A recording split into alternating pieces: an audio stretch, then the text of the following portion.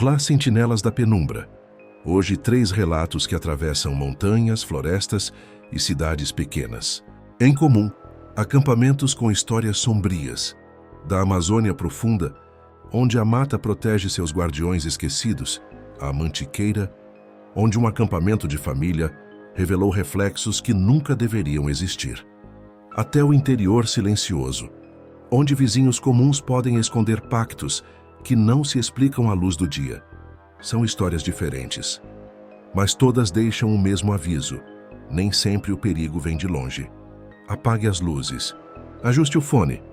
Bem-vindos ao Vozes no Vazio. Vozes no Vazio. Histórias e relatos sombrios. Em uma praia isolada no litoral da Bahia, durante um acampamento de verão, o grupo de amigos de André nunca imaginou que as ondas trariam mais que sal. Trariam um canto que os puxava para o fundo. O lugar era uma faixa extensa de areia branca e fina, cercada por coqueiros altos e inclinados pelo vento constante, com o mar azul turquesa cristalino quebrando em ondas preguiçosas e hipnóticas durante o dia e rugindo ameaçadoramente à noite como uma fera faminta.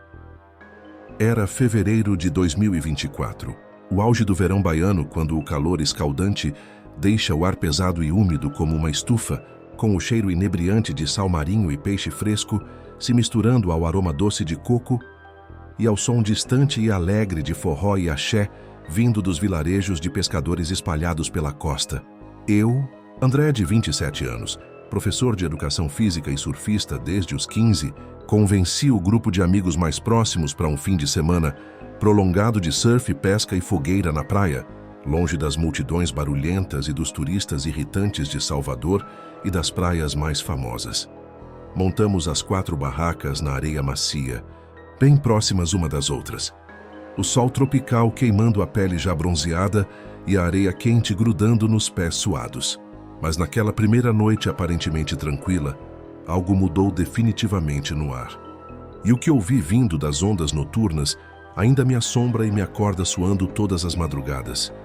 Era uma sexta-feira de céu limpo, o sol se pondo em bolas incandescentes de fogo no horizonte infinito, tingindo o mar calmo de tons alaranjados e dourados, enquanto eu fincava com força as estacas das barracas na areia, o suor salgado escorrendo pela nuca queimada e a areia quente grudando desconfortavelmente nos pés inchados.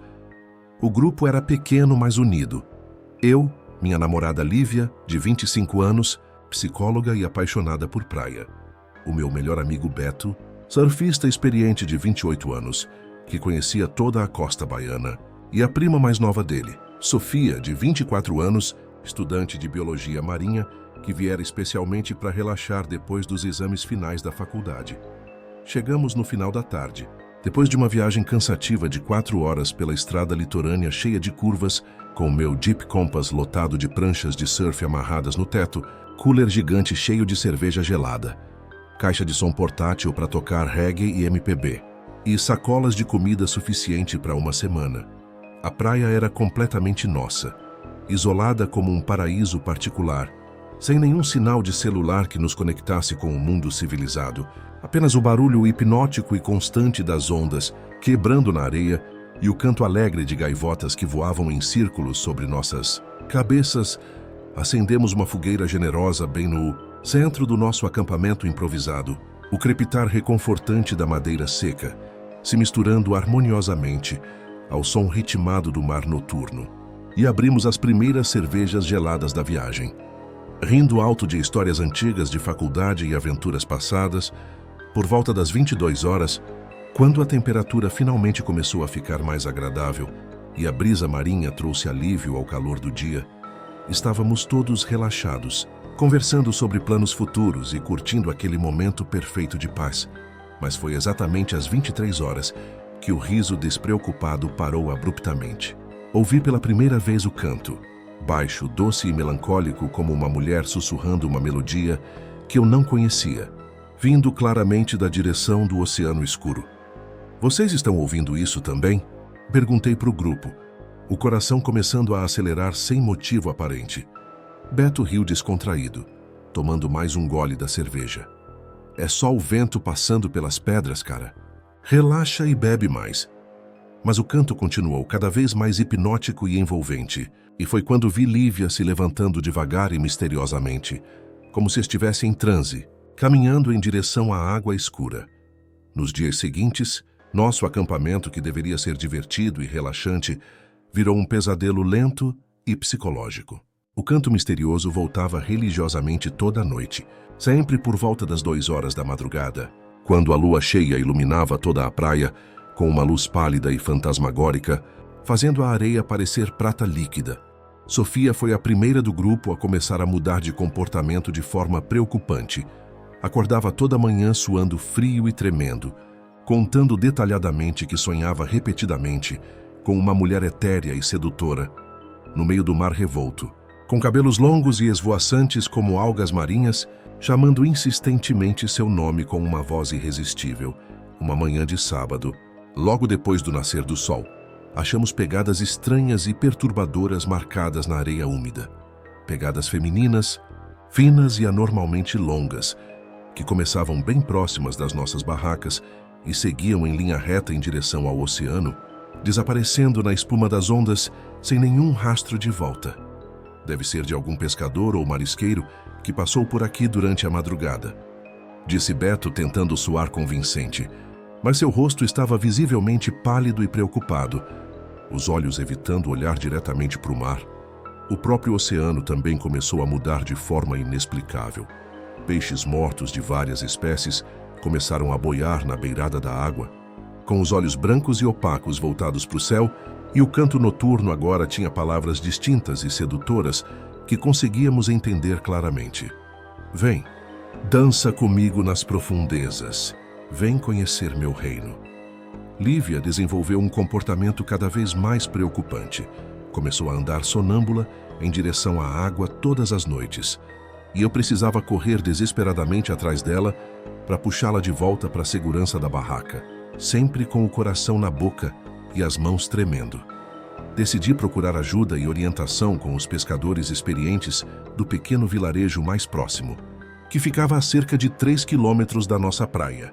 Quando contei detalhadamente nossa experiência para o velho Seu Juca, um pescador de 70 anos que conhecia toda aquela costa desde criança, ele balançou a cabeça gravemente, com uma expressão de medo genuíno. É a sereia guardiã desta praia, meu filho. Ela aparece nas luas cheias para cantar e levar almas jovens para o fundo do mar, para o reino dela. Vocês precisam ir embora imediatamente, antes que seja tarde demais para todos.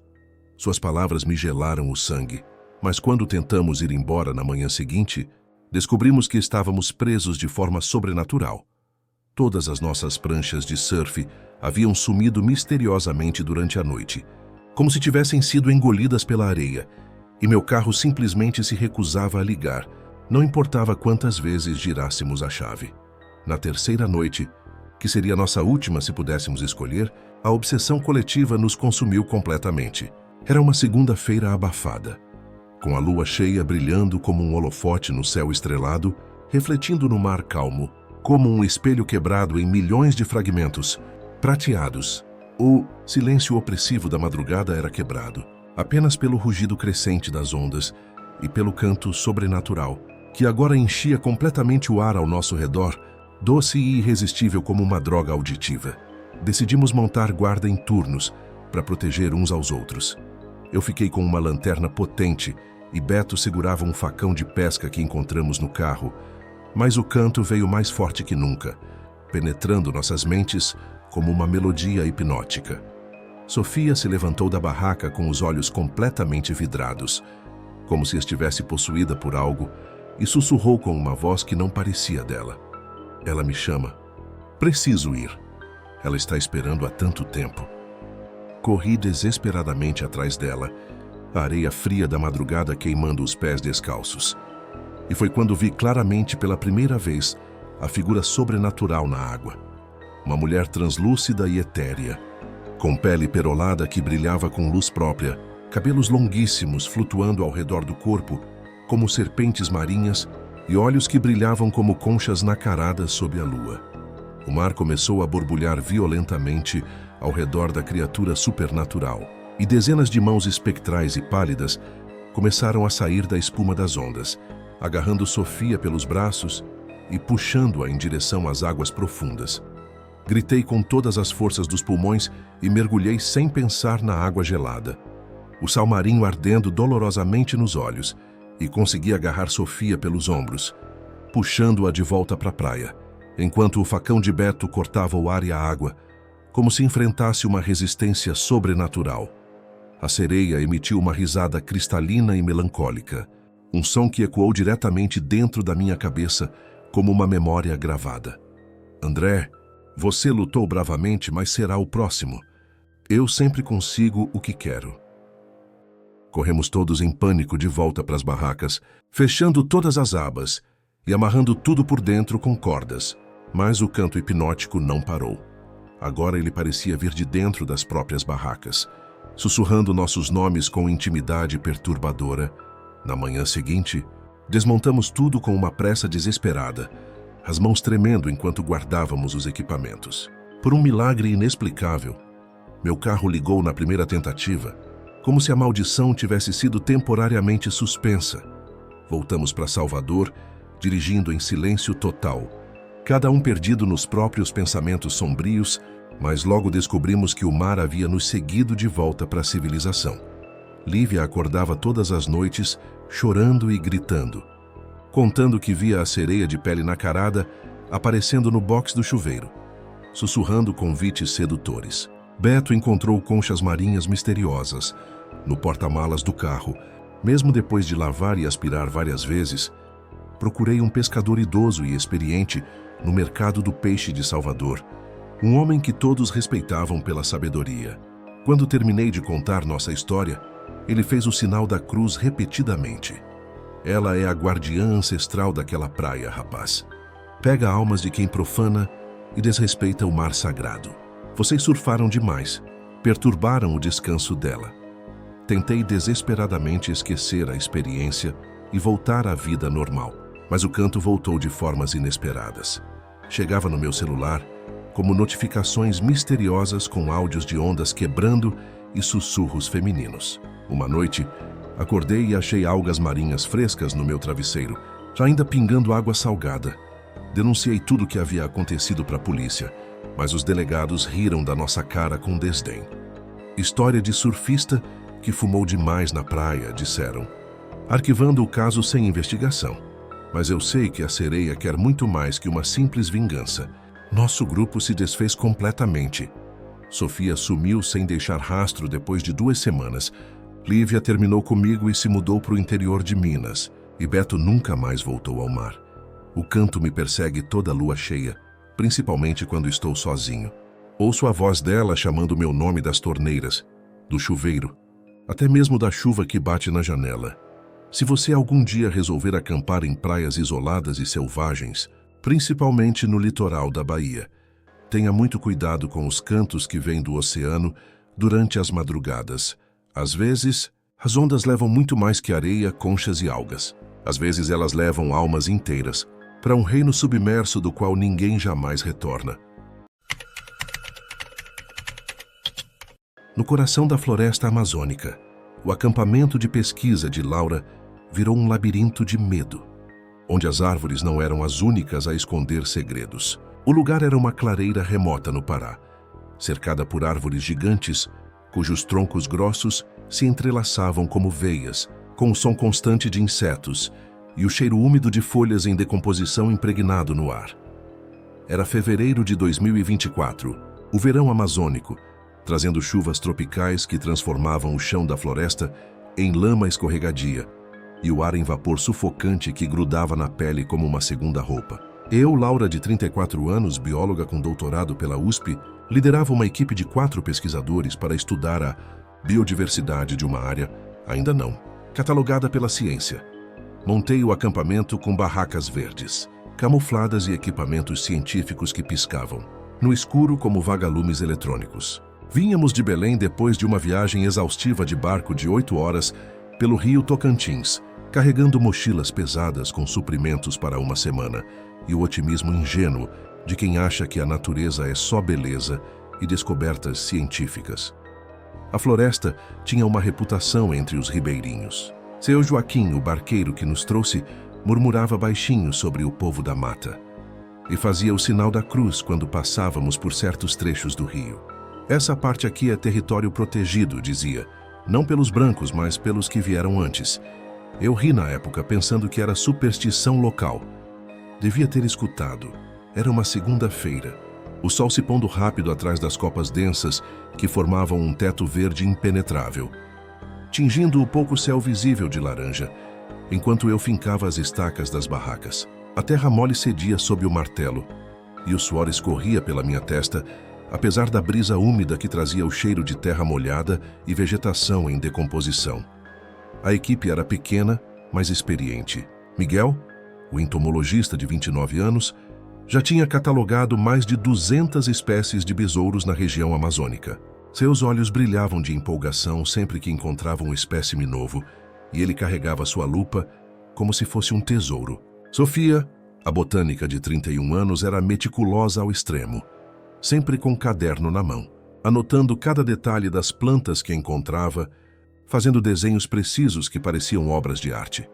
Seu Raimundo, nosso guia local de 55 anos, tinha a pele marcada pelo sol amazônico e décadas de histórias gravadas nos sulcos do rosto. Ele conhecia a floresta como ninguém, cada trilha, cada som, cada perigo. Falava pouco, mas quando abria a boca, todos escutávamos. E havia o Beto, fotógrafo de 27 anos, sempre com sua câmera profissional pendurada no pescoço, capturando a beleza selvagem da Amazônia com um olhar artístico que transformava até uma simples folha em poesia visual. Chegamos no meio da tarde, após uma trilha de 3 horas pela mata fechada, seguindo marcas antigas que seu Raimundo parecia ler como um livro. O barco nos deixou na margem de um igarapé com suprimentos para uma semana. Arroz, feijão, peixe seco, água purificada e nossos equipamentos científicos. A clareira escolhida era perfeita do ponto de vista científico. Espaço suficiente para montar as barracas, um riacho próximo para a coleta de água e árvores centenárias que filtravam o sol em padrões geométricos verdes. A biodiversidade era impressionante. Já na primeira hora, Miguel encontrou 3 espécies de besouros que não reconhecia. Acendemos a fogueira quando o sol desapareceu completamente, o crepitar da madeira seca se misturando ao coro noturno da floresta. Sapos, cigarras, grilos e dezenas de outros sons que formavam uma sinfonia natural hipnótica. Compartilhamos o jantar de arroz com peixe seco, rindo de piadas nervosas sobre cobras e onças, tentando disfarçar a tensão natural de estar no meio da selva. Seu Raimundo contava histórias da região enquanto mexia no fogo com um graveto. Meu pai pescava nesse rio quando era menino, dizia, os olhos refletindo as chamas, mas sempre respeitava os sinais. Quando a floresta fica quieta demais, é hora de ir embora. Por volta das 10 da noite, o riso parou abruptamente. Foi quando ouvi pela primeira vez passos. Não eram nossos nem de animais grandes que conhecíamos. Eram leves, precisos, como pés descalços caminhando sobre a folhagem úmida com uma graciosidade sobrenatural. Vocês ouviram isso? Perguntei, o coração começando a acelerar. Miguel riu, erguendo a garrafa de cachaça que trouxera para celebrar as descobertas. É só o vento nas folhas, Laura. Bebe mais um pouco e relaxa. Mas eu sabia que não era vento. Os passos continuaram, circundando nossa clareira num padrão deliberado. E quando olhei para a mata escura além do alcance da fogueira, vi o que me fez gelar o sangue, olhos brilhando entre as árvores. Não eram reflexos de animais, eram olhos humanos observando, esperando. Nos dias seguintes, o acampamento começou a se transformar num pesadelo que crescia devagar, como uma infecção silenciosa. Os passos voltavam todas as noites, sempre por volta das 2 da madrugada, quando a chuva tropical parava e a lua conseguia filtrar sua luz prateada através das copas das árvores. Sofia foi a primeira a mostrar sinais de que algo estava errado. Acordava suando frio, mesmo com a umidade quente da noite amazônica, balbuciando sobre sonhos vividos demais para serem apenas sonhos. Eu vejo eles, sussurrava, segurando minha mão com força. Figuras na floresta de pele escura como a noite, olhos que brilham mas não têm alma. Eles falam comigo, Laura. Chamam o meu nome numa língua que eu não conheço, mas entendo. Uma manhã de quarta-feira, ao sairmos das barracas para começar nossa rotina de pesquisa, fizemos uma descoberta perturbadora, pegadas na lama ao redor de nosso acampamento. Eram claramente humanas, descalças, mas com um padrão de caminhada diferente. Passos mais longos, dedos mais espalhados, como se quem os fizera tivesse uma anatomia ligeiramente diferente da nossa. As pegadas formavam círculos perfeitos ao redor de nossas barracas e depois desapareciam na mata fechada, sem sinal de retorno. Deve ser de alguma tribo indígena local, tentou explicar seu Raimundo, mas seu rosto estava pálido pela primeira vez desde que o conheci. E seus olhos desviavam quando eu tentava manter contato visual. Tem grupinhos isolados pela região, eles só observam. Mas eu via no olhar dele que havia algo mais. Algo que ele não queria ou não podia nos contar. O riacho onde coletávamos água também começou a mostrar sinais preocupantes. Na quinta-feira de manhã, encontramos dezenas de peixes mortos boiando na superfície. Peixes que nunca tínhamos visto antes, com escamas iridescentes e olhos brancos vidrados, as bocas abertas num grito silencioso. E os passos noturnos agora vinham acompanhados de algo ainda mais perturbador: sussurros. Eram vozes humanas, falando numa língua que parecia antiga, primitiva, mas carregava um tom de convite irresistível. Vem, estuda-nos, conhece-nos. Miguel, que sempre foi o mais racional do grupo, começou a apresentar um comportamento cada vez mais estranho. Passou a catalogar espécimes que não conseguíamos ver. Apontava para galhos vazios, dizendo ter encontrado besouros com olhos humanos. Suas anotações científicas se transformaram em rabiscos indecifráveis, misturando português com símbolos que nenhum de nós reconhecia. Beto, nosso fotógrafo, perdeu sua câmera profissional numa manhã de sexta-feira. Encontramos apenas o cartão de memória, meio enterrado na lama perto de uma árvore centenária. Quando conseguimos acessar as fotos no notebook, todas estavam borradas, exceto algumas que mostravam figuras indefinidas entre as árvores, silhuetas humanoides que pareciam se mover mesmo nas imagens estáticas. Naquela noite, confrontei seu Raimundo ao redor da fogueira, que crepitava mais fraca que o normal, como se até o fogo sentisse o peso do que nos cercava. Raimundo, você sabe o que está acontecendo aqui. Você conhece esse lugar. Ele ficou em silêncio por longos minutos, mexendo nas brasas com um graveto, antes de cuspir no fogo e levantar os olhos para mim. É o povo da mata. Doutora, disse finalmente a voz mais baixa que um sussurro. Eles são os guardiões desta terra. Estavam aqui muito antes dos portugueses, muito antes dos índios que conhecemos hoje. São antigos, mais antigos que nossas memórias. Guardiões do quê? Da floresta. Do equilíbrio. Eles não gostam de intrusos, principalmente quando os intrusos vêm para estudar, catalogar, levar embora. Para eles, vocês são invasores. O problema é que agora estávamos presos. As trilhas que seu Raimundo havia marcado na ida simplesmente sumiram, como se a própria floresta tivesse rearranjado suas rotas. E o barco que deveria nos buscar não apareceu no dia combinado. A terceira noite foi quando a obsessão sobrenatural finalmente nos consumiu por completo. Era uma quinta-feira, a chuva tropical voltando com força total, tamborilando nas lonas das barracas como centenas de dedos impacientes batendo um ritmo hipnótico. O som das águas se misturava com os passos, que agora não eram mais sussurrados. Eram claramente audíveis, dezenas deles, circulando nosso acampamento numa dança ritual.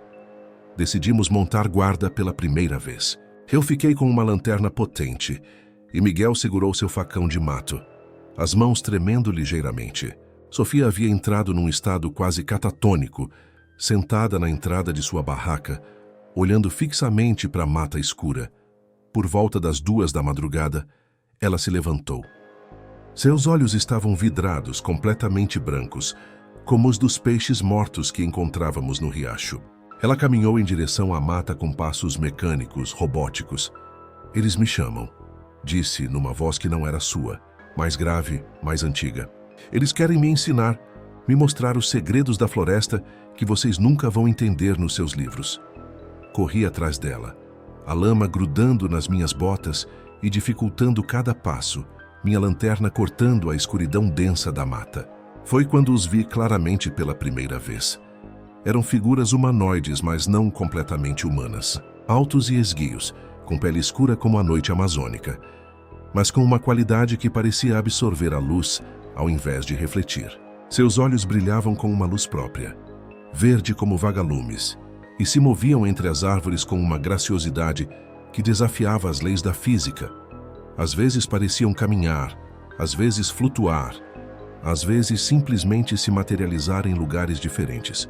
O facão de Miguel cortou o ar numa tentativa desesperada de nos defender, mas a lâmina passou direto através das figuras, como se fossem feitas de fumaça. Eles se dissolveram onde foram atingidos, apenas para se recompor segundos depois, mais próximos, mais sólidos. Foi quando seu Raimundo gritou por trás de nós, a voz carregada de um terror que eu nunca tinha ouvido antes. Eles são os guardiões, os que foram esquecidos, apagados pela colonização. Vocês despertaram eles. As figuras nos cercaram completamente. Eram pelo menos 20, talvez 30. Era difícil contar porque elas se moviam e mudavam de posição constantemente. Começaram a sussurrar em uníssono.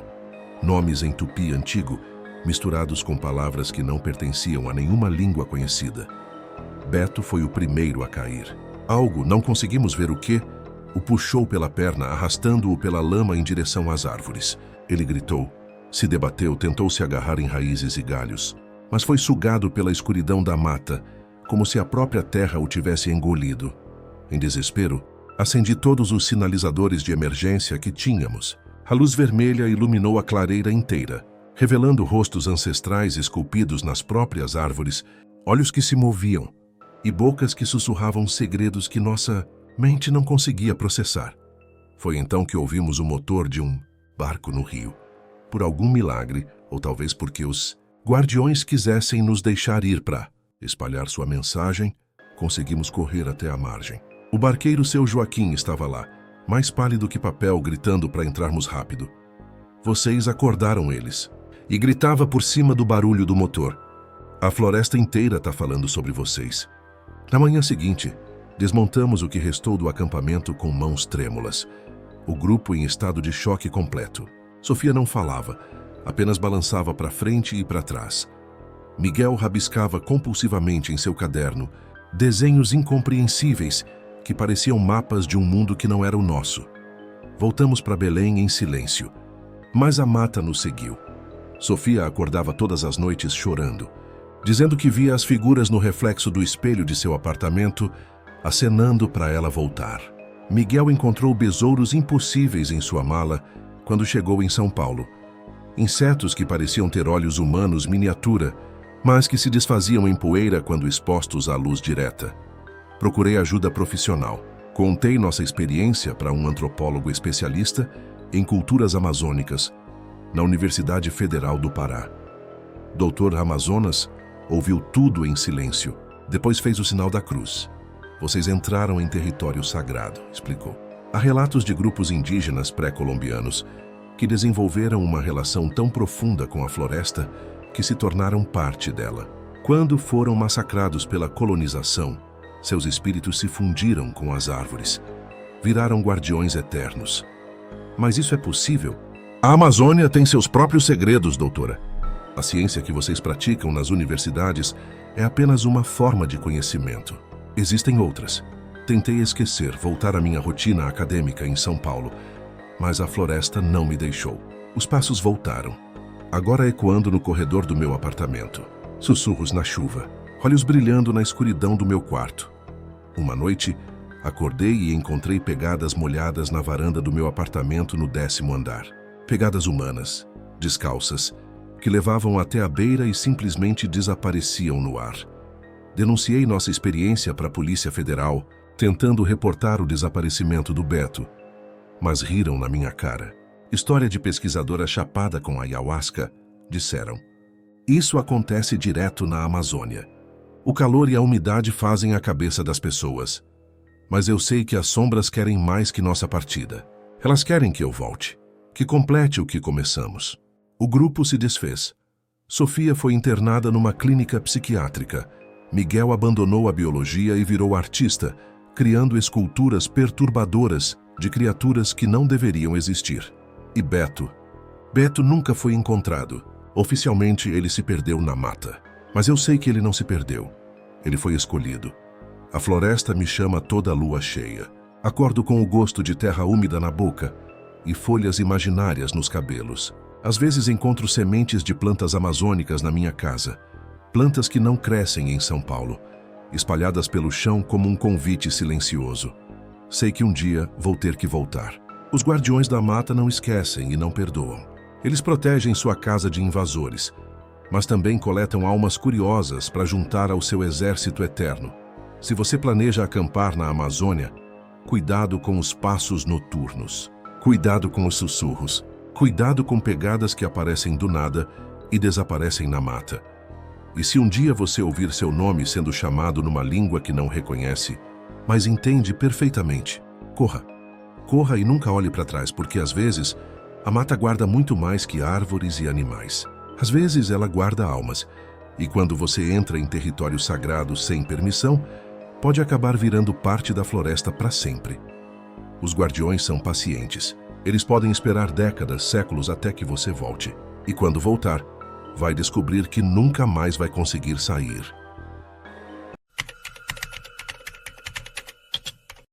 Este relato foi postado por Roberto, um pai de família de Minas Gerais, em um fórum de viagens online, com o título Acampamento que virou pesadelo, não vão para Mantiqueira.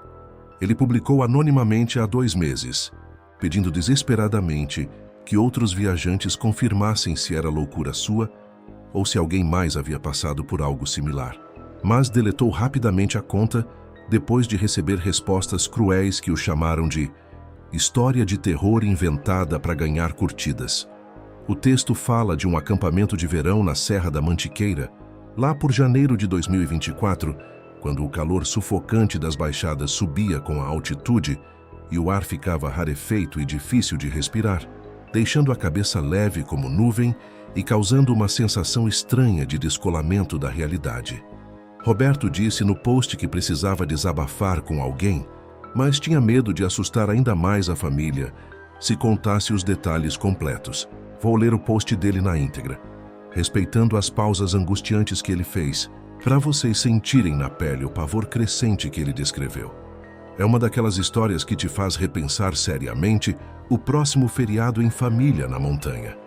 Meu nome é Roberto, tenho 41 anos. Sou engenheiro civil formado pela UFMG, moro em Belo Horizonte há 20 anos, casado com Juliana há 15 anos e pai orgulhoso de 2 filhos, o Pedro, de 12 anos, que adora futebol e videogame, e a Ana, pequena artista de 9 anos que desenha o tempo todo. A gente é uma família comum e unida, daquelas que fogem da correria e do calor da cidade grande no verão para acampar, fazer trilhas e fingir que está realmente em contato com a natureza selvagem. Em janeiro de 2024, no auge do verão mineiro, decidimos ir para a Serra da Mantiqueira, em Minas Gerais, um lugar que eu conhecia apenas de mapas turísticos e sites de viagem. Picos altos que cortam as nuvens, névoa densa nas manhãs geladas e riachos cristalinos e gelados que cortam o mato fechado como veias de prata. Alugamos equipamentos completos de camping numa loja especializada de Belo Horizonte, um carro SUV com tração nas 4 rodas para enfrentar as estradas de terra da serra, e partimos, numa sexta-feira ensolarada, o sol queimando impiedosamente o asfalto da BR-381, enquanto as crianças cantavam, animadas no banco de trás, músicas que aprenderam na escola. Juliana ria da minha ansiedade de pai superprotetor, dizendo que seria terapia natural para todos nós, longe dos celulares e da poluição. Chegamos no fim da tarde dourada, após 3 horas cansativas de estrada sinuosa, num ponto isolado e selvagem chamado Pico do Sol. Era uma clareira natural perfeita, cercada por pinheiros, centenários altíssimos e o ar puro e fresco da altitude que aliviava instantaneamente o calor pegajoso que carregávamos da cidade. Montamos as 3 barracas com cuidado, 2 para nós adultos e uma menor para os meninos que insistiam em ter independência. Acendemos uma fogueira acolhedora com galhos secos que coletamos pela área. E fizemos um churrasco simples e gostoso com linguiças defumadas e pão de alho caseiro que fumegava apetitosamente no espeto. O céu estrelado naquela primeira noite era absolutamente incrível. Sem nenhuma poluição luminosa da cidade, cada estrela brilhando como diamante, e o som constante e relaxante das cigarras parecia uma sinfonia natural perfeita. Mas conforme a noite avançava, algo começou a mudar sutilmente no ar. E o que vimos e ouvimos nas trilhas durante os dias seguintes ainda me faz acordar suando frio todas as madrugadas. Era nossa primeira noite na montanha. O fogo da fogueira, crepitando baixinho enquanto as brasas quentes viravam lentamente cinzas vermelhas e pulsantes. E a gente se acomodava confortavelmente nas barracas. O ar frio e cortante da altitude mordendo a pele exposta. Apesar da proteção dos sacos de dormir térmicos, os meninos dormiram rapidamente, completamente exaustos da viagem longa e da aventura do dia. Mas Juliana e eu ficamos acordados por mais tempo, conversando baixinho sobre planos futuros. A possibilidade de comprar uma casa maior no interior, talvez adotar um cachorro de grande porte que as crianças tanto pediam. Por volta das 23 horas, quando a temperatura despencou ainda mais, um silêncio profundo e inquietante tomou conta da serra, quebrado apenas pelo vento gelado, assobiando entre os pinheiros altíssimos e o gotejar distante e melancólico de um riacho que descia a montanha. Levantei da barraca para apagar completamente a fogueira antes de dormir, espalhando as cinzas ainda quentes com um galho grosso, quando ouvi pela primeira vez um sussurro que mudaria nossa vida. Era baixo e quase imperceptível, como vento passando em folhas secas, mas com palavras distintas e aterrorizantes. Roberto. Meu nome claro como cristal, como se alguém estivesse parado bem ao meu lado, sussurrando no meu ouvido. Virei rapidamente a cabeça, o coração disparando descontroladamente, mas a clareira estava completamente vazia, apenas a névoa fria subindo devagar e fantasmagoricamente dos vales escuros ao redor. Juliana riu da barraca, tentando me tranquilizar. É só o vento passando pelas árvores, amor. Vem dormir. Mas o sussurro continuou agora imitando perfeitamente a voz dela. Roberto, vem brincar conosco na escuridão. Corri desesperadamente para a barraca, fechando o zíper com força, mas o som impossível começou a vir de dentro da própria barraca. Pedro e Ana se mexendo inquietos no sono, murmurando meu nome com vozes distorcidas. Nos dias seguintes, nosso acampamento, que deveria ser relaxante, virou um jogo psicológico de sombras e paranoia que a gente tentava desesperadamente ignorar. O sussurro sobrenatural voltava todo santo dia, sempre por volta das 7 horas da manhã, quando a névoa densa cobria completamente a serra como um véu branco e opaco, e as vozes que eu ouvia eram das minhas próprias crianças, mas com tons completamente errados e perturbadores. Ana dizendo com voz melancólica: Papai, por que você me deixou sozinha aqui? Como se eu tivesse cometido algum crime terrível contra ela. Pedro sussurrando: Pai, o senhor não me ama mais? Com um tom acusatório que me partia o coração. Juliana tentava racionalizar tudo, culpando a altitude extrema. O ar rarefeito da montanha bagunça a cabeça e causa alucinações, Roberto. É científico. Mas eu comecei a ver coisas que não podiam ser explicadas pela ciência, nas trilhas diárias, durante nossos piqueniques familiares. Pedro às vezes parecia fisicamente mais alto, com olhos que não piscavam nunca, e um sorriso forçado que não era dele. Ana desenhava obsessivamente figuras perturbadoras na lama úmida das margens do riacho, desenhos que pareciam retratos da nossa família, mas com rostos distorcidos e expressões de horror. Uma tarde ensolarada, na trilha íngreme que levava ao pico mais alto, vi claramente uma versão alternativa de mim mesmo alguns metros à frente, guiando o grupo e sussurrando com minha própria voz: Sigam-me. Conheço um lugar especial. Corri desesperadamente de volta para o acampamento, o peito apertado e a respiração difícil, e contei tudo para Juliana. Estou vendo coisas impossíveis. Precisamos ir embora agora. Ela achou um exagero típico meu, mas as crianças começaram a agir de forma cada vez mais estranha.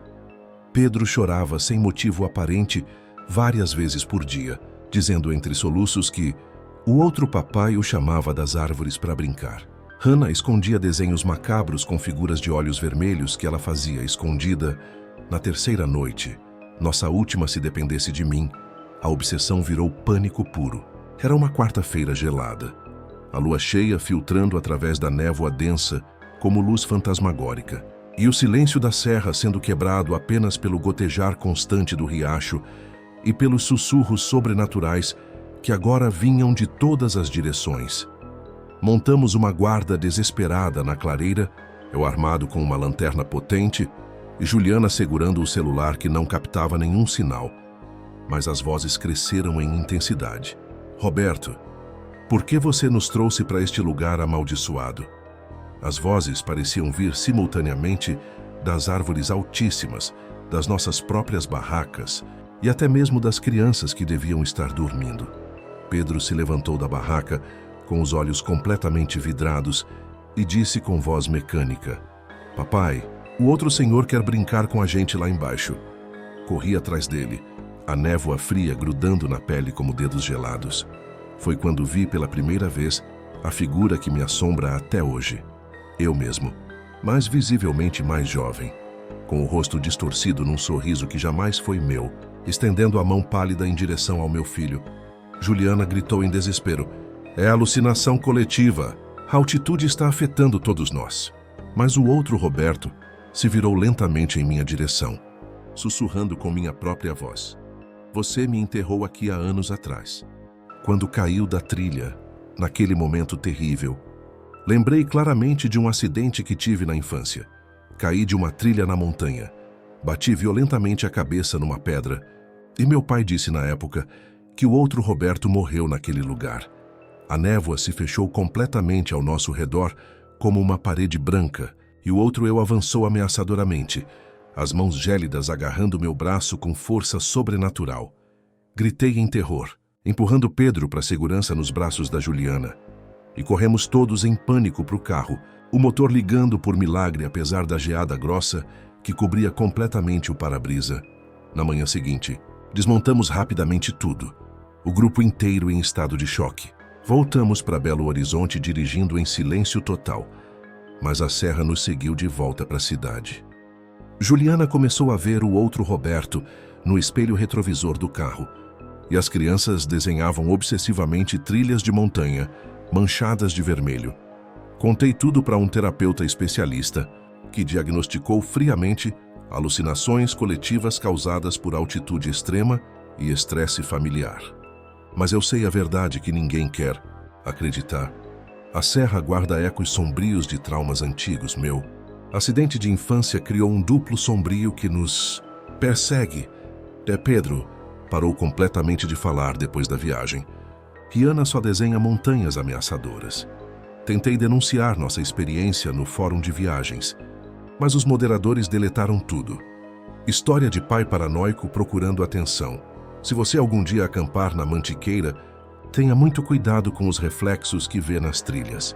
Às vezes, a altitude traz de volta o que você pensava ter enterrado para sempre. Se você sobreviveu a este relato e deseja ouvir outras histórias que habitam a penumbra da realidade, inscreva-se no canal e ative o sino do medo. Há muitas outras portas para serem abertas na escuridão.